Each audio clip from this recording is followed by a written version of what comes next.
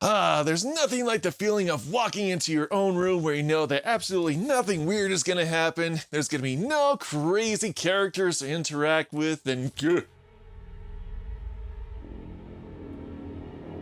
Welcome, MasterCode.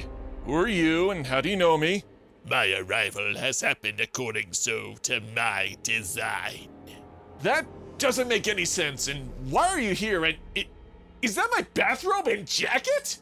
No, no, you are wrong about a great many things, as well as all your faith in your friends. And it was I who allowed myself into your room, and soon you will see the full power of this fully armed operational battle station. Alrighty, can the Emperor quotes. Let's do this. Yes, you have done well. Wait, what? Well, you're here to kill me, right? Now, you will die! Sorry, force rabbit. What I meant to say was, my home in my dimension is surprisingly more of a dump than this one, so I was wondering if it'd be okay if I could, crash here for a month or two. What do you say? You break into my house, you act all weird and creepy, and then to top it all off, you wear my clothes. Ugh. Those of which I will probably burn promptly after I cut you to ribbons. Well, then in that case, you will die!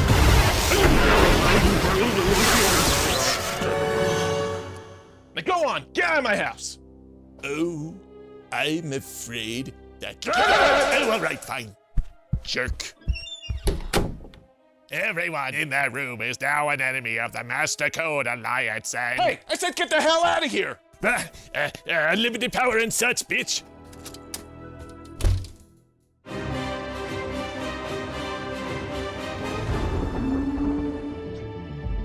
Released in June 2025, the team behind the amazing KOTOR trilogy has created their latest magnum opus, KOTOR Convergence, which is a crossover event between the original creator Kevin Smith's Logan Star universe and Darth Varkor's Dan Castra KOTOR trilogy. Now, fair warning before we get started, I will say that there will be massive spoilers in this video. So, if you want my hyper quick thoughts right now so you can go watch the movie yourself, I will say that this was an awesome, fun, entertaining Star Wars experience. Check it out. Now, with that warning out of the way, let's begin. So Convergence takes place shortly after the events of the original KOTOR trilogy, with the defeat of Darth Malak and his Sith Empire, and the galaxy slowly repairing itself. Logan, however, receives a series of visions that lead him and his wife Bastila to a rift in the Cathol system, which leads him to a temple where he sees that other dimensions of Revans exist, both good and bad. Eventually, he runs into and joins up with Dan Castra. Anyway, the two begrudgingly agree to work together to stop an even more powerful Revan from conquering their respective galaxies. And they search for the evil Revan's location via retracing their old star maps, all the while working out their individual issues from their past lives. Now, another thing before watching this movie is I highly recommend checking out at least the original KOTOR trilogy for better context on the character of Logan Star and the events of this universe. Similarly, I would also recommend you check out the Dan Castra KOTOR trilogy, or you should at least have some decent knowledge of the first KOTOR games. Alternatively, for those who want to jump straight into the Convergence movie, the creators have produced their own separate recap videos for both Revans to catch you up to speed, which I found does suffice for the viewing experience. Another recommendation for watching the original trilogy first is how Convergence makes callbacks to various characters, or even to references and gags in the previous movies. I don't like your tone. Look, this isn't over between us. I don't like you. I don't like your tone.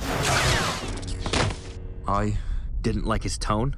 Yeah, something like that. I just want to know why Davik plays this music over the loudspeaker. Oh, you've got to be kidding me! You've got to be kidding me. I'm in another dimension and still with this music? There's no escape. And even though the story does play itself straight for the most part, the humor in this movie is really good. Better go, before HK has a mind to force you to stay. Arrest protocols activated. A reality where apparently I am your dark side consort. A consort, huh? Like a slave with the outfit? This is not the time for jokes. Observation. This disgusting display is disrupting my optical sensors. I'll give you something to cry about. What are you laughing at? I taught you how to use that lightsaber, Bobek. Huh?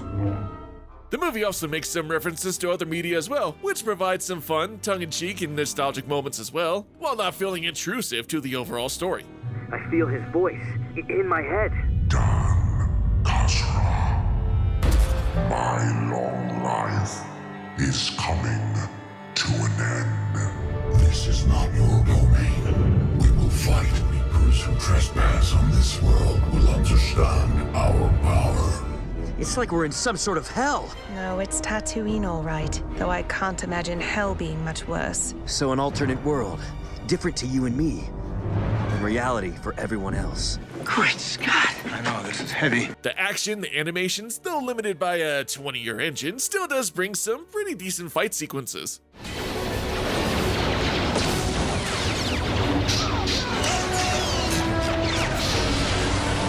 What is the meaning of this?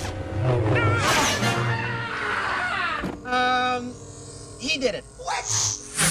The casting across the board does a phenomenal job at bringing this story to life, including the new actors who replaced the original KOTOR actors as well. So I figured at this time we should talk about our leads, which is probably the greatest strength of the movie. You have Kevin Smets, the creator of the KOTOR movies, as Logan Starr, who can be a lighthearted wisecracker at times, but can deliver a good amount of intensity during the heat of battle or emotional moments.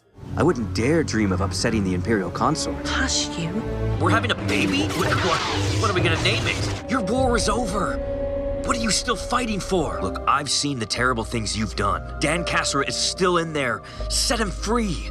Darth Farquhar reprises his role as Dan Cassera and delivers a much more reserved, yet still intimidating performance as Darkside Revan. I did everything for them. I fought and I sacrificed. They turned on me when I needed them most. But I have found redemption. Are you even listening to yourself? Are you even thinking about what you're doing? Or are you just operating on instinct at this point?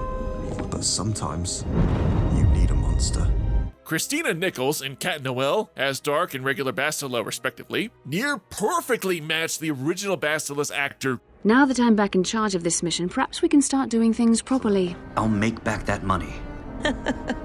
I'm not worried about the money. Thank you for helping that woman. My master will. Do you seriously call your husband Lord and Master? We'll have our girl talk.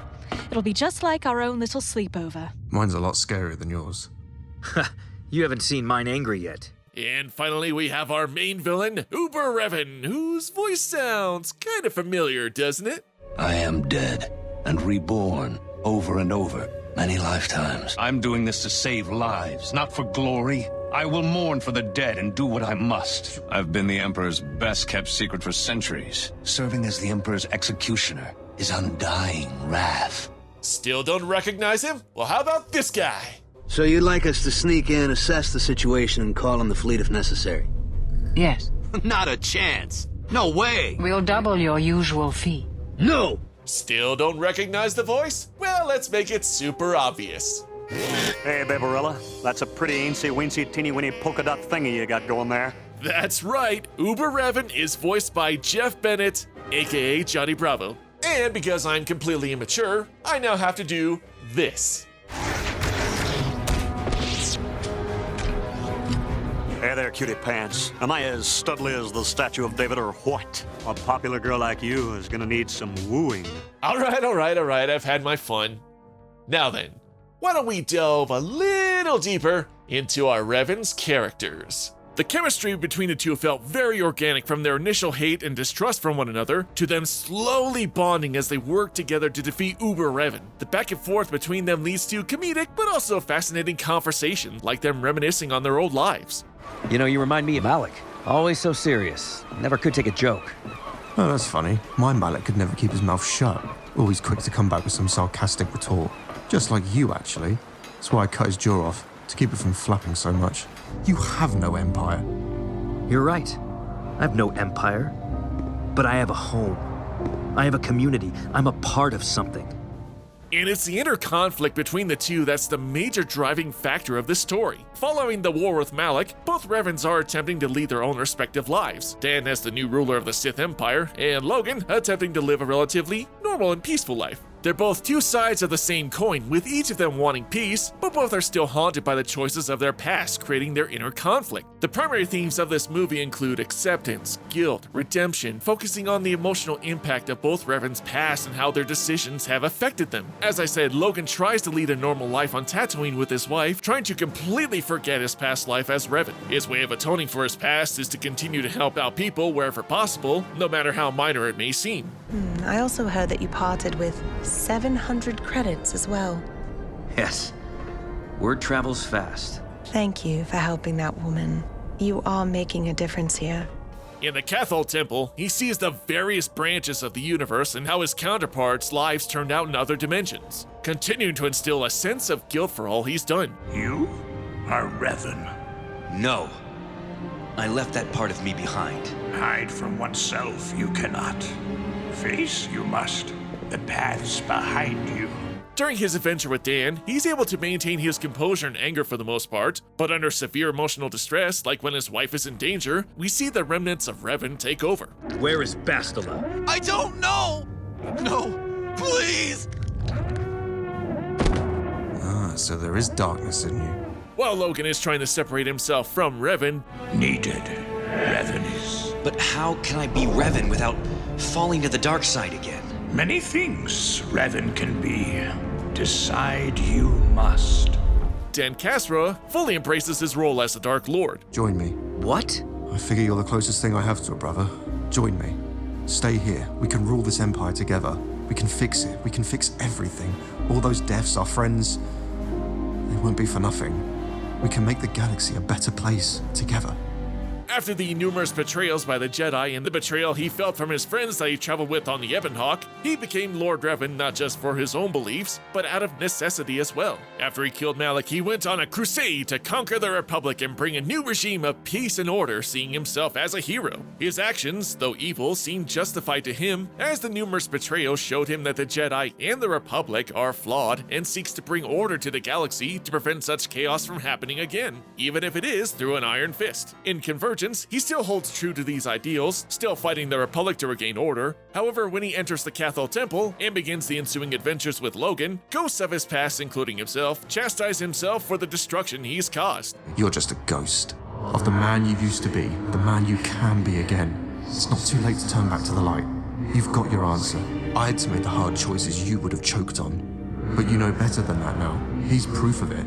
Dan begins to question his ideals, feeling the pain from the allies he's killed, and wondering if he ultimately made the right choice. And we see that he does have some level of humanity still within him, as he does care for the well-being of his wife. When he and Logan confront Uber Revan, who himself also claims to be a savior of the galaxy, even Dan realizes the folly of Uber Revan's actions and sees that he's just a power-mad tyrant that will only bring death to the galaxy. I paid the price as the Emperor ravaged my mind over centuries. I killed for him, devastating casualties.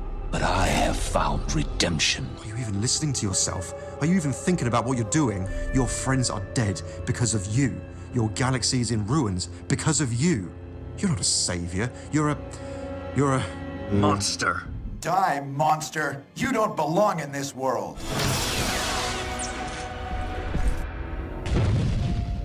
After the evil Revan's death, Dan asks Logan to join him on the crusade of order and peace, but declines due to Dan still wanting to conquer the Republic, leading to a falling out between the two and final battle between them. If I can't control the galaxy, then neither can you. I don't want to control the galaxy, yours or mine, but I'm getting off this ship. If I have to go through you to get out of here, then so be it.